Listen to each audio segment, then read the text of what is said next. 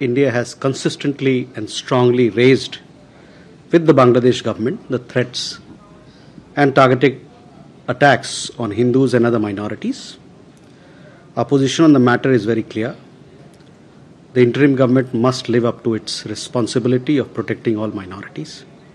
We are concerned at the surge of extremist rhetoric, increasing incidents of violence and provocation.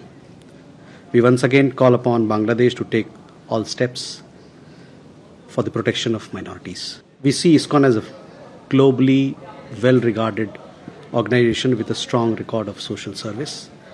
As far as the question of the arrest of Sri Chinmoy Das is concerned, we had made a statement on that, and it is our expectation that cases against individuals,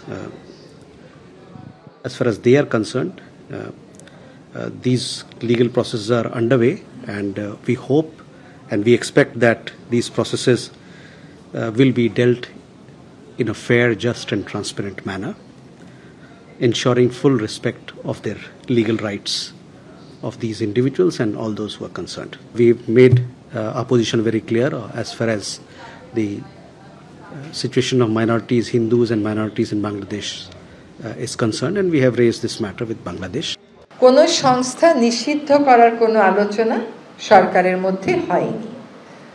দাবি অনেকই উঠতে পারে, দাবির সপক্ষে মানুষ অনেক কর্মসূচিও দিতে পারে।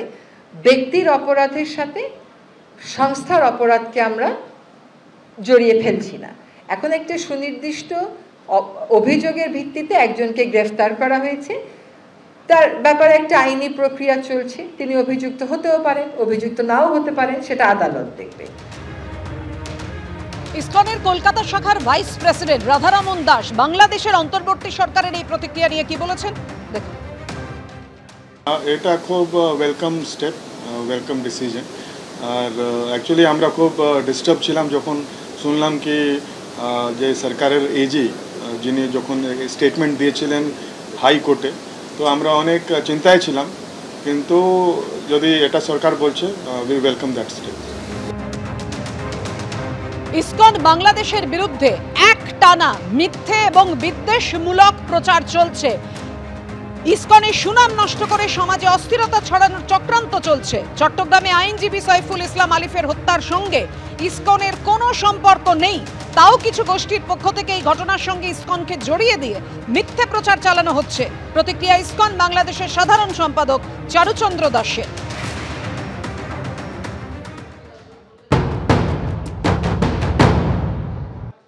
মিথ্যাচার এখন এমন পর্যায়ে পৌঁছেছে যে সড়ক দুর্ঘটনার মতো বিষয়গুলোকে ইসকনের চক্রান্ত বলে চালিয়ে দেওয়া হচ্ছে।